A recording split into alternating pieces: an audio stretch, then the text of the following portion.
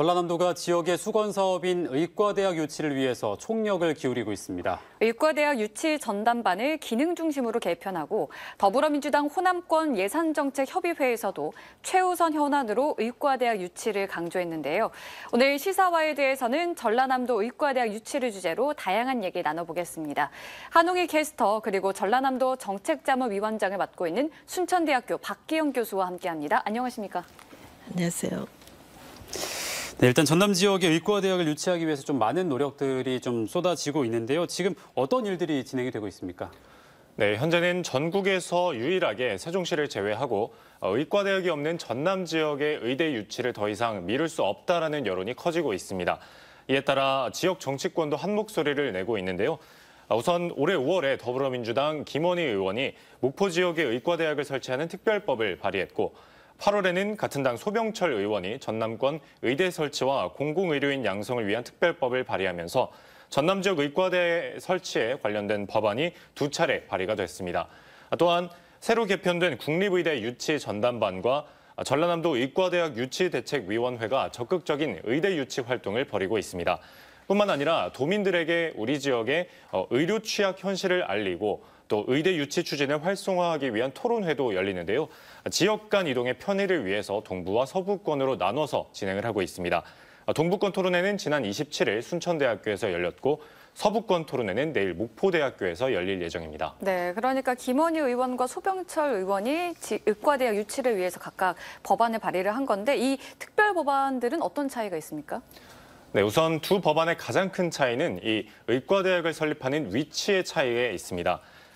김원희 의원은 우선 국립목포대학교에, 소병철 의원은 전라남도 내 국립대학교에 의과대학을 설치하도록 했는데요. 다만 소병철 의원은 동서융합형 캠퍼스 구축에 대한 내용을 포함해서 동부와 서부에 각각 캠퍼스를 두거나 아니면 공동교육과정을 운영할 수 있도록 하는 내용을 담았습니다.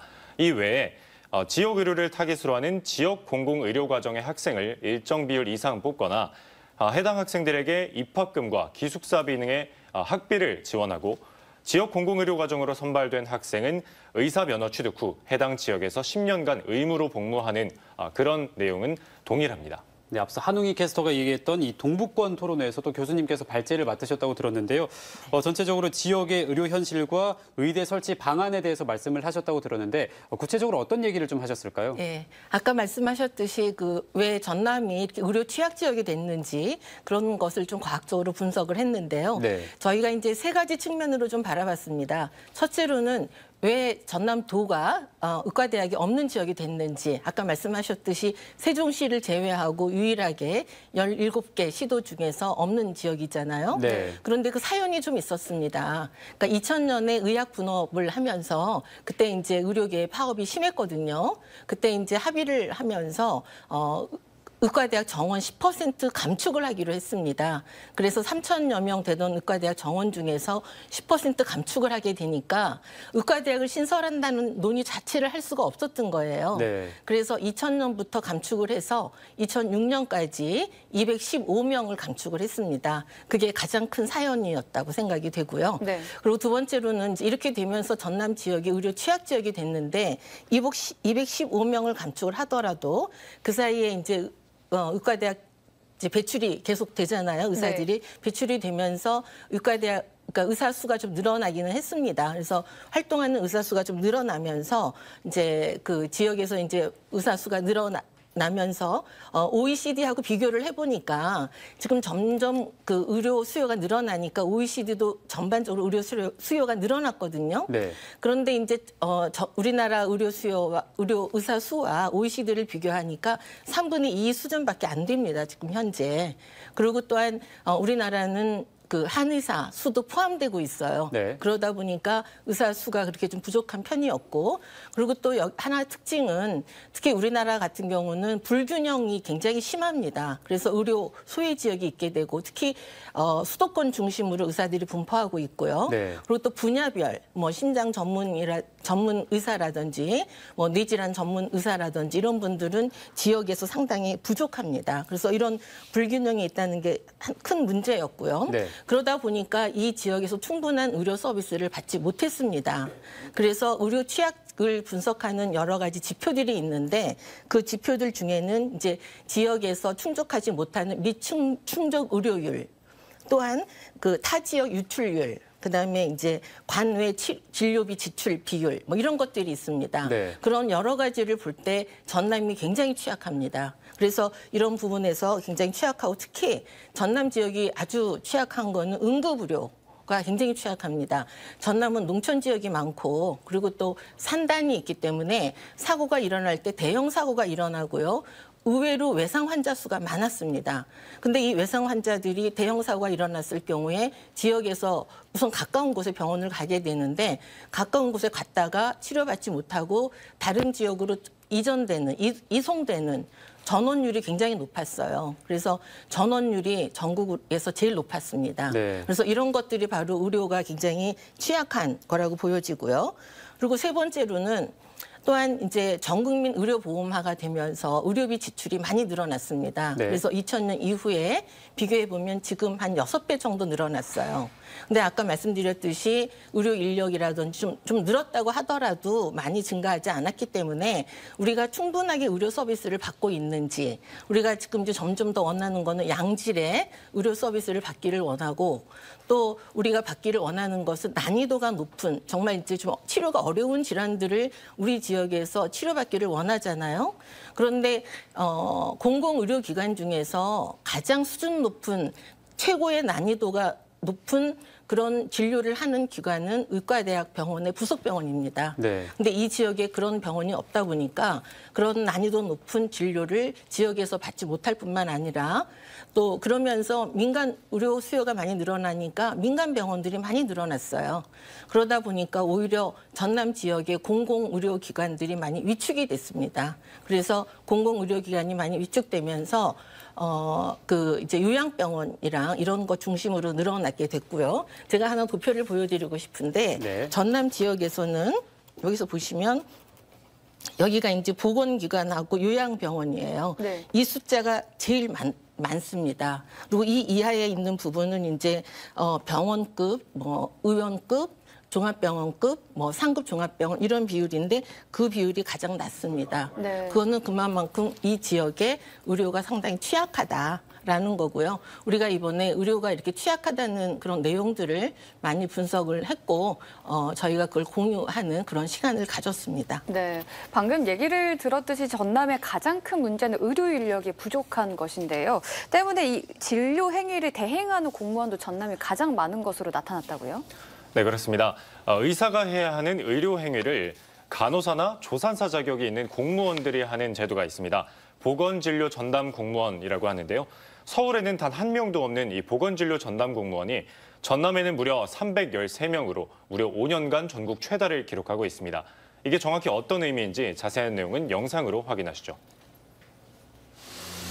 지난 8월 영광군에 위치한 사업장에서 작업 중 손가락 일부가 절단된 남성이 90km나 떨어진 전북 지역의 병원까지 가서 수술을 받아야 했습니다. 전남에는 수술할 의사가 없었기 때문인데요. 실제로 전남 종합병원 전문의 수는 26명. 이는 평균 대비 절반도 안 되는 숫자입니다. 통계청에 따르면 지난해 기준 인구 1000명당 의료기관 종사 의사 수도 전국 평균은 3.1명인데 전남은 2.6명에 그칩니다. 내과, 외과, 산부인과, 소아과 같이 환자의 생명과 직결되는 필수 진료 과목은 빈자리가 더 큽니다. 그 전국의 지방 의료원들이 운영되고 있는데 이 지방 의료원들이 가장 큰 문제가 의사들을 못 구한다는 겁니다. 그래서 의사 결혼율이라고 하는 게 의사가 없는 비율을 얘기하는 건데 그 의사 결혼율이 5년 동안 가장 높은 곳도 전남이 25.8%로 가장 높습니다. 그렇다면 전라남도는 왜 의사들의 기피 지역이 됐을까요? 저희 같은 경우는 특히 시골에 이제 노령 인구가 많기 때문에 소화기 내과나 이런 게 굉장히 그 필수가로서 필요한데 아무리 이렇게 초빙을 하려고 해도 도시보다도 당연히 이제 페이도 많이 이렇게 지급을 함에도 불구하고 그 군단이기 때문에 교통도 문제 있고 교육, 문화, 복지, 주거시설 이런 데 많은 애로사항을 호소해서 1년이 지나도 못 구한 경우도 있어요. 병원에 해당 전문의가 없어서 환자가 치료받지 못하고 다른 병원으로 옮겨가는 걸 전원이라고 하는데 국립중앙의료원이 발표한 2020년도 시도별 권역응급의료센터 중증응급환자의 전원율을 보면 전체 평균이 4.5%인데 전남은 9.7%로 평균 전원율의 2배 이상이며 전국에서 가장 높은 수치입니다. 특히 다른 지역과 달리 병상이나 시설 부족 문제가 아니라 전문의 부재 등으로 인한 처치 불가가 주된 원인입니다. 이런 가운데 보건진료 전담 공무원 수는 무려 5년간 전남이 전국 최다 기록을 차지했습니다. 보건진료 전담 공무원 제도는 의사가 없는 의료 취약 지역에 자격이 있는 공무원이 경미한 의료 행위를 할 수 있도록 하는 건데 전남에서는 의사를 찾기 힘들어 진료 대행이 많을 수밖에 없는 겁니다. 결국 근본적인 문제는 지역 의사를 양성할 의료 인력 양성 체계가 전남에는 없다는 것이 근본적인 문제입니다. 전국 17개 광역자치단체 중에서 유일하게 의대가 없는 곳이 전남입니다. 그래서 이 전남에 국립의대를 만드는 것이 유일한 해법이 됐습니다. 전남의 의사 부족 문제를 해결하기 위해 공공의과대학이 설립돼야 한다는 의견이 있는 반면 의대 설립만으로는 지역 의료 공백 문제가 해소되지 않을 거란 입장도 있습니다. 사실은 저희 나라 의사가 부족한 게 아니거든요. 일정 의사는 계속 지금 배출이 되고 있잖아요. 현재 지금 설립되어 있는 의과대학도 재정에 굉장히 지금 어려움을 많이 겪고 있습니다. 의과대학 부속병원이 또 들어오면 지역 병원하고 또 경쟁이 될 수밖에 없거든요. 결국은 어떤 병원이든 또 타격을 받을 수밖에 없어요. 양질의 의료 인력이 전남과 같은 의료 취약지에도 남아있을 수 있도록 인력 양성은 물론 인력 배치, 활용 과정에 대해서 다양한 제도적 장치가 마련돼야겠습니다.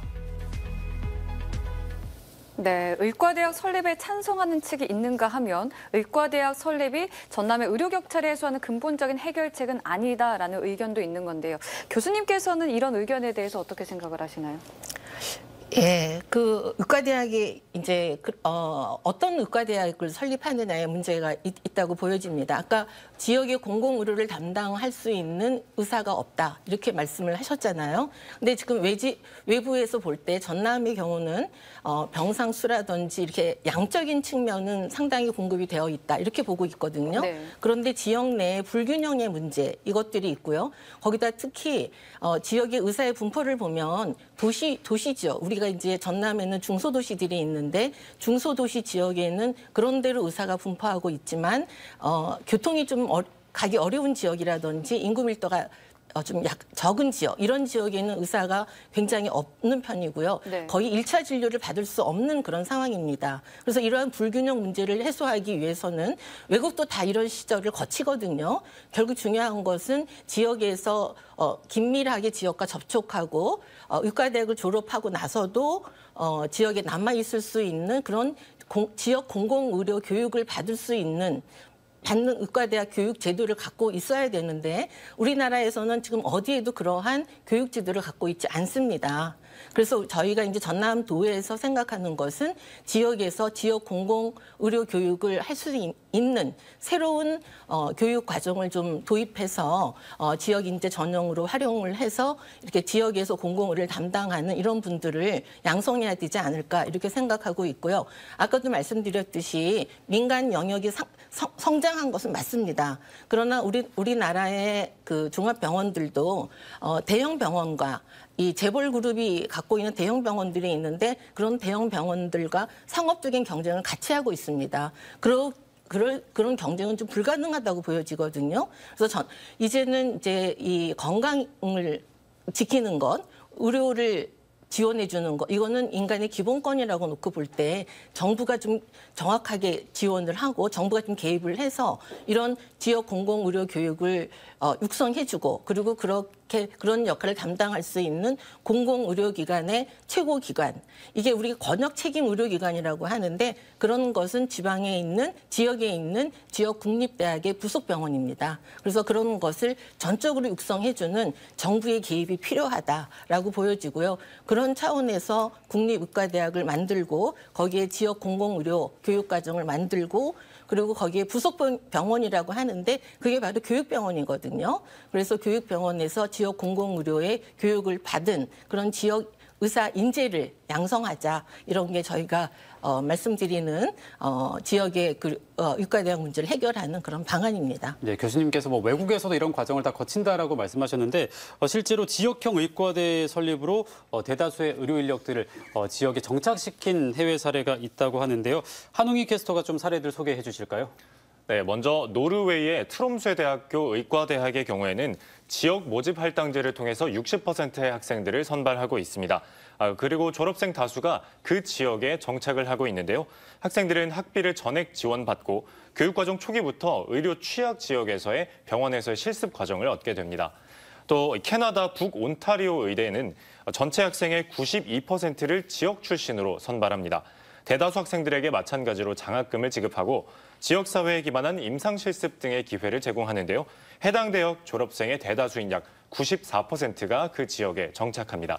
뿐만 아니라 미국의 플로리다 주립대 의과대학 그리고 뉴멕시코 의과대학, 호주에는 제임스 쿡 의과대학 등 정부의 적극적인 개입으로 의료 취약 지역의 문제를 지역 의대 도입을 통해서 성공적으로 해결한 사례들이 굉장히 많습니다. 네, 우리 지역민들의 건강권을 잘 누릴 수 있도록 우리 지역의 의료 사각지대에서 하루빨리 벗어날 수 있기를 바라보겠습니다. 오늘 함께해 주신 두 분 고맙습니다. 감사합니다.